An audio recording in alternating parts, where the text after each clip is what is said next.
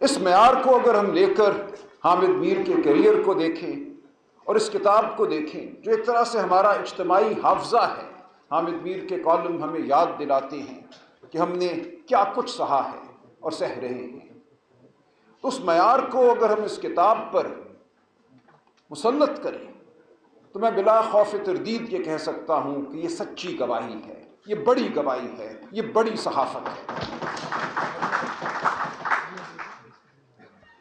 حامد میر نے جو کالم ہمارے سامنے رکھے ہیں، کچھ کالموں کی جانب آپ کی توجہ مبذول کرانا چاہوں گا۔ میرے لیے اس کتاب میں جو سب سے اہم اور میرے اپنے لیے سب سے دلچسپی کا باعث جو کالم ہے، وہ کالم ہے ایک ایسے شخص کے حوالے سے جو کوئی بڑا سیاستدان نہیں تھا، جو سپریم کورٹ کا جج بھی نہ بنا، جو ہائی کورٹ میں ہی ججی کرتے کرتے شاید کہیں تاریک راہوں میں گم ہو جاتا، لیکن وہ گم نہیں ہوا، اس کا نام آج بھی موجود ہے، اور حامد میر نے، میں ان کا شکر گزار ہوں کہ اس نام کو اپنی اس کتاب میں جگہ دی ہے۔ اور جو کالم انہوں نے لکھا ہے اس کتاب میں، جس کو چھاپا گیا ہے جناب جسٹس سمدانی کے حوالے سے، اس کی طرف میں آپ کی توجہ مبذول کرانا چاہوں گا۔ کہ ایم اے سمدانی کون تھے؟ وہ اس ہائی کورٹ کے ایک جج تھے، اس سے پہلے وہ ڈسٹرکٹ جوڈیشری کے بھی رکن رہے، اور ہوتے ہوتے وہ ضیاء الحق کے دور میں لاء سیکرٹری بھی بن گئے تھے، اور بطور لاء سیکرٹری ایک کابینہ کے اجلاس میں جو واقعہ ہوا، حامد میر نے اس واقعے کو اپنے ایک کالم کی زینت بنایا، اور ہم سب کے لیے اس کو امر کر دیا، ہمیں یاد دلایا کہ انکار کی کیا اہمیت ہے۔ اس کالم کا عنوان ہے ایک جج کے انکار کی کہانی۔ اس میں سمدانی صاحب مرحوم کے حوالے سے لکھتے ہیں کہ ایک کابینہ کے اجلاس میں اس وقت کے جابر اعظم ضیاء الحق نے یہ کہا کہ میرا جی چاہتا ہے کہ سیکٹریوں کی پتلون اتار کر ان کو الٹا لٹکا دوں۔ سمدانی صاحب کا خود تعلق وہ سی ایس ایس کر کے آئے تھے، چونکہ سول سروس سے تھا، انہوں نے بربلا وہاں کہا، اور میرا جی یہ چاہتا ہے کہ کرپٹ جرنیلوں کی پتلونیں اتار دوں۔ اس کالم کو لکھنا اور اس واقعے کو اس کتاب کا حصہ بنانا، اس کا کیا مقصد ہے؟ حامد میر ہمیں یہ بتا رہا ہے کہ انکار، جابر کی آنکھوں میں آنکھیں ڈال کر انکار کرنا ہی انسانیت کی معراج ہے۔ آج ضیاء الحق کا نام لیتے ہوئے ہم جھجکتے ہیں، لیکن کہ ایم اے سمدانی کا ہم نام لیتے ہیں تو ہمارے سر جھک جاتے ہیں تعظیم سے۔ میں شکر گزار ہوں حامد میر صاحب آپ کا کہ آپ نے سمدانی صاحب کے انکار کو اپنی اس کتاب کی زینت بنایا۔ جو کالم آپ نے چنے ان کالموں میں آپ کا یہ کالم شامل ہے۔ ایک چھوٹا سا واقعہ اگر میں اپنی طرف سے کہہ دوں، سمدانی صاحب سے بہت میرا اپنا قریبی تعلق تھا، والد صاحب کے انتہائی قریبی دوست تھے، میرا سارا بچپن ان کے گھر میں گزرا، ان کی بیگم صاحبہ، ان کے بچوں کے ساتھ۔ تو میں جانتا ہوں کہ ایک سچے انسان کی زندگی کیا ہوتی ہے، اور ایک وہ انسان جو ہمیشہ دنیاوی ترقی کے حصول میں رہے، اس کی زندگی کیا ہوتی ہے، ایک درویش کی زندگی کیا ہوتی ہے، اور ایک ایسے شخص کی زندگی جو جبر کے سامنے سینہ تاننے کی جرت رکھتا ہو اور تمنا رکھتا ہو، وہ زندگی کیا ہوتی ہے۔ تو کہ ایم اے سمدانی صاحب، جسٹس سمدانی صاحب کی زندگی ایک ایسی ہی زندگی تھی۔ سمدانی صاحب جیسے لوگ تو وہ لوگ ہیں جو اس دھرتی کا جھومر تھے، ان کا ذکر کرنا ضروری تھا، لیکن ساتھ ساتھ حامد میر اپنے ان کالموں میں ہمارے ماضی کے ساتھ ساتھ ہمارے حال کا ذکر بھی کرتے ہیں۔ وہ ستم جو ہم روز سہ رہے ہیں اس کا ذکر کرتے ہیں۔ گواہی دینا جب جابر موجود ہو ایک بہت بڑی بات ہے۔ جابر کے چلے جانے کے بعد اس کو جابر کہنا، اس کی قبر پہ جا کے تہمت لگانا آسان ہے، لیکن جب جابر موجود ہو تمکنت کے ساتھ، پوری قوت کے ساتھ، اس کو کہنا کہ جو آپ نے کیا یہ جبر تھا، یہ ظلم تھا، اور جبر ہے اور ظلم ہے، یہ بڑی بات ہے۔ حامد میر کا کالم ہے 26ویں ترمیم کے حوالے سے جمہوریت اور آئین کے نئے گورکن۔ اس میں ہمیں وہ یاد دلاتے ہیں کہ وہ لوگ جنہوں نے ضیاء کی فسطائیت کو سہا، جیلوں میں گئے، جنہوں نے آئین اور قانون کی جنگ لڑی، آج انہیں وہ خاموش نظر آتے ہیں۔ جب آئین پر ایک دفعہ پھر حملہ ہوتا ہے تو وہ جماعت، جو جماعت شاید اس آئین کی خالق تھی یا جس کا بڑا حصہ تھا اس آئین کے بنانے میں، اس کے سرکردہ لوگ سر جھکائے نظر آتے ہیں۔ حامد میر ان کو بخشتے نہیں، ان کے سامنے آئینہ رکھتے ہیں۔ جمہوریت اور آئین کے نئے گورکن کون ہیں؟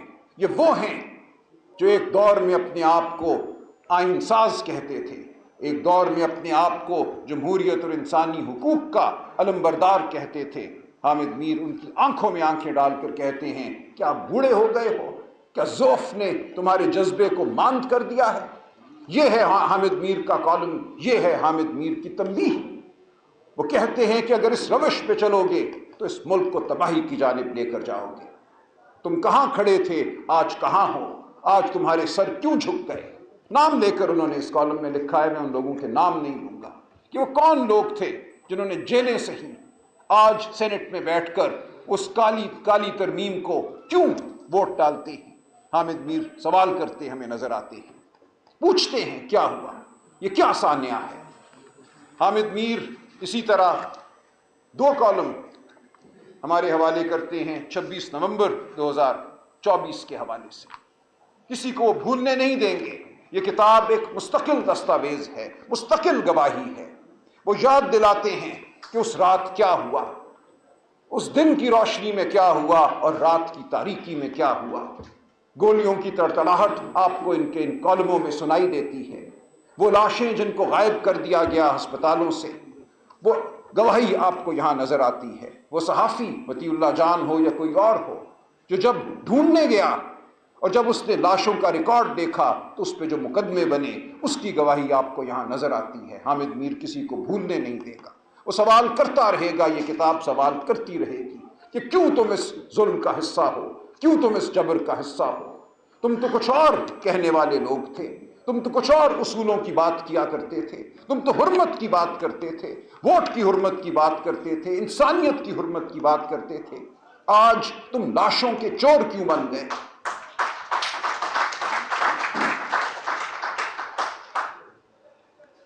یہ کتاب تو میں آپ کی نظر کرتا ہوں حامد میر نے ہم سب پہ احسان کیا یہ کتاب لکھ کر، اور بہت سے میرے دوست ہوں گے جو مجھے کہیں گے کہ نہیں نہیں نہیں، حامد میر تو ہمارا بھی ناقد ہے۔ تو میں کہتا ہوں یہی تو اس کی بڑائی ہے کہ وہ ہر ایک کا ناقد ہے۔ وہ قصیدے نہیں لکھتا، ہر روز ایک نیا قصیدہ نئی تشبیب کے ساتھ، رزق برحق ہے یہ خدمت نہ ہوگی ہم سے۔ تو حامد میر یہ خدمت نہیں کرتا، وہ ہر ایک پہ، ہر ایک سے سوال کرتا ہے، ہر ایک کی جانب اپنی تنقیدی نگاہ ڈالتا ہے، ہم سے پوچھتا ہے، مجھ سے پوچھتا ہے، آپ سے پوچھتا ہے، ہر ایک سے پوچھتا ہے کہ تم نے کیا کیا، جواب دو۔ اور ایک گواہ کی طرح، ایک سچے گواہ کی طرح وہ کھڑا ہے ہمارے ساتھ۔ جب میں اصغر خان صاحب کا وکیل تھا، جو اصغر خان کیس ہوا، اس میں ایک ایسا موقع آیا کہ سپریم کورٹ نے پوچھا کہ ایک رپورٹ بنی تھی اس وقت مہران گیٹ کے حوالے سے، اور جو پیسے حبیب بینک سے نکالے گئے 1990 میں آئی جی آئی بنانے کے لیے، بے نظیر بھٹو کا راستہ روکنے کے لیے، پیپلز پارٹی کو سیاست سے باہر کرنے کے لیے، کیا وہ رپورٹ کسی کے پاس میسر ہے، کسی کو مل سکتی ہے؟ اس وقت ایک جبر کا عالم تھا۔ ہم لوگ جو اس مقدمے سے منسلک تھے، اصغر خان صاحب کا میں وکیل تھا، ہم جانتے ہیں کہ کس جبر اور خوف کے سایوں تلے وہ کیس ہم نے لڑا۔ روز ہمیں کہیں سے دھمکی آتی تھی، روز اصغر خان صاحب کو کہا جاتا تھا پیچھے ہٹ جاؤ۔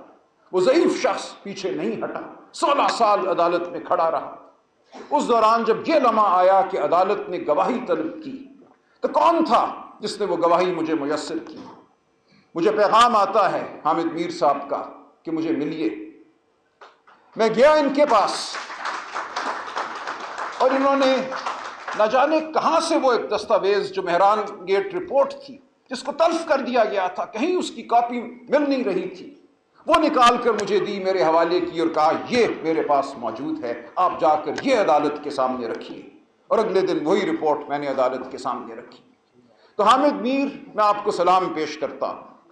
آپ سے تعلق برادرانہ بھی ہے، آپ سے تعلق ایک ایسے شخص کا بھی ہے جس کی آپ تنقید بھی کرتے ہیں، جس کا آپ ساتھ بھی دیتے ہیں۔ آپ کے ساتھ ماضی قریب میں سفر کا موقع بھی ملا۔ ہارورڈ یونیورسٹی میں اس سال اپریل میں ایک سیمینار منعقد ہوا پاکستان کے موجودہ حالات کے حوالے سے، وہاں ایک پینل میں حامد میر صاحب اور میں اکٹھے شامل تھے۔ تو بہت ہی اچھا ایک وقت تھا جو گزرا اور گزر رہا ہے۔ یہ وقت اچھا اس لیے ہے کہ یہ سچائی سے عبارت ہے۔ جو بھی جبر ہو، دہشت گردی کے مقدمے ہوں، حامد میر کے جسم میں گولیاں ہوں، ہم پر زندگی کا دائرہ محدود کرنے کی خواہش ہو، اس سب کے باوجود یہ وقت اچھا اس لیے ہے کہ یہ وقت پرعزم ہے، یہ بہادری کا وقت ہے، یہ سچائی کا وقت ہے۔ ہمیں پتہ ہے کہ ہم سچائی کے لیے کھڑے ہیں، ہم بنیادی حقوق کے لیے کھڑے ہیں، اور حامد میر ہمیں دیکھ رہا ہے، حامد میر گواہ ہے، وہ ہماری گواہی دے گا۔ حامد میر، شکریہ۔